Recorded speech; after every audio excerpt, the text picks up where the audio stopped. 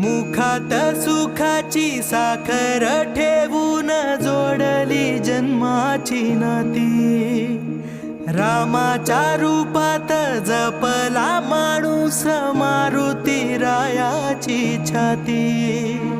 वाघाची लीलानी कपाळी टिळा तू जेड अंधारासाठी। भनक भीतीची नवती भवती आभाळ रे माझ्या पाठी। देऊन किनारा मनाच्या होडीचा सारंग हर